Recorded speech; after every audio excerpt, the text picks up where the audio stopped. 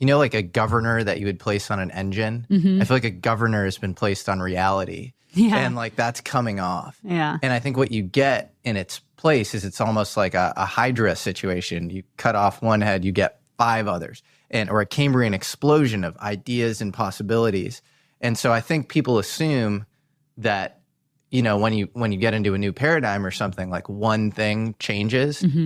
But no, I mean, everything changes, and this makes total sense. I mean, it's fascinating to see how energetically sensitive these kids are, and Houston being a great example. Doesn't he go to like Stone Mountain or something as well, which he loves because of the energy there? Yeah. And we hiked up Stone Mountain when we were in Atlanta. Even Dr. Powell came with. Like, we all hiked up Stone Mountain, and Houston gets to the top of Stone Mountain and it's just so free. And you can feel like he's feeling all this energy, which made me think this non-speakers center that we create maybe should go on top of a mountain, but no, he feels so much. And I think what most of the parents would say, and the non-speakers would say as well, is that it has to do with them being less tied to their body. They're less bound to the physical world than us. And so they're more open to the things that I think are natural. They're not supernatural. They're what surround us, but they have an easier access to it.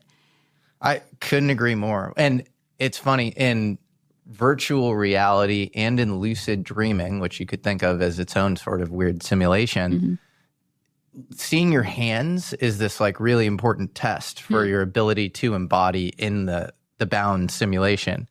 And so they often feel a little disembodied, or like they're not quite, sensing their own bodies. Yeah. And I think the normal, conventional view is, oh, that's handicapped. But in fact, there's a filtering or a reduction going on a greater understanding when you are embodied and when you are in the simulation. Yeah. And so being able to dip outside of that simulation is a profound, amazing skill. Yeah. And if you look at the history of humanity, there's a great book called The Immortality Key by this guy, Brian Muraresku, and he talks about these mystery rituals that everybody would, undergo. And it's sort of the temporary paralysis of the physical body in order to, reach your primordial spirit and know that there is something more here. Yeah. And it feels like these kids know that in a way that is so much more like, real true knowledge, gnosis, if you will, than like the average person kind of walking around. And that brings up this book, which you were so nice to give me, and I'm just so honored to have. And this is Katie and Houston, and it's the Book of Heaven, and they signed it for me, which was so sweet of them.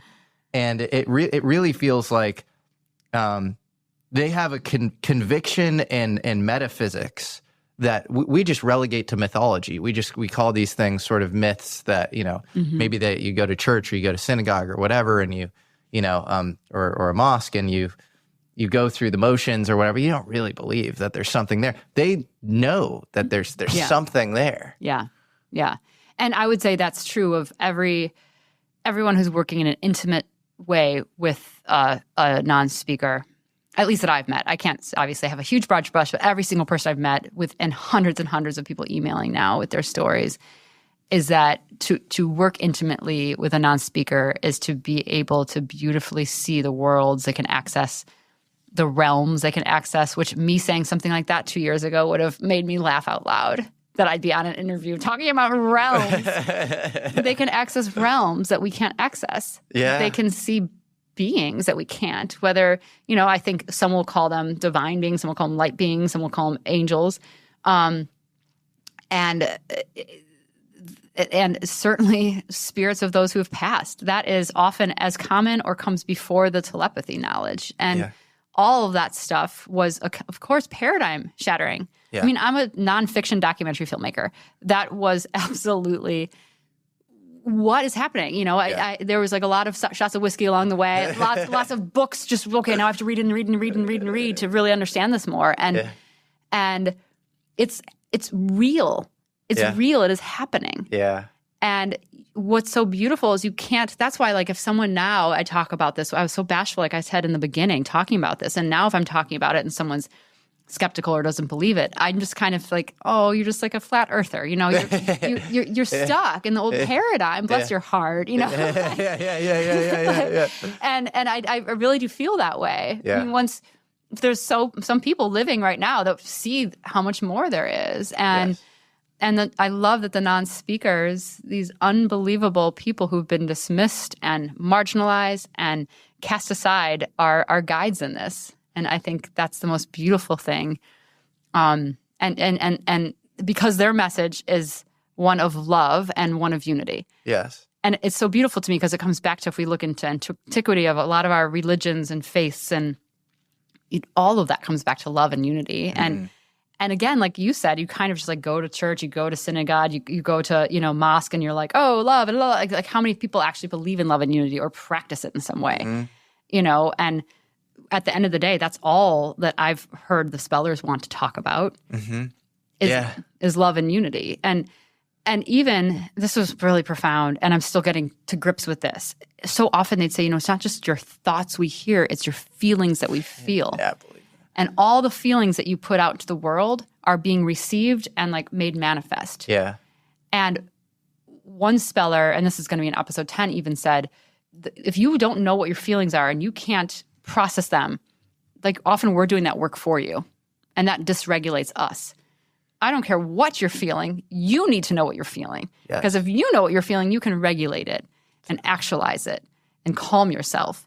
And if you think about that, if they're hearing our thoughts, many of these non-speakers, as they say, but also feeling our feelings, I mean, of course that would dysregulate a human being.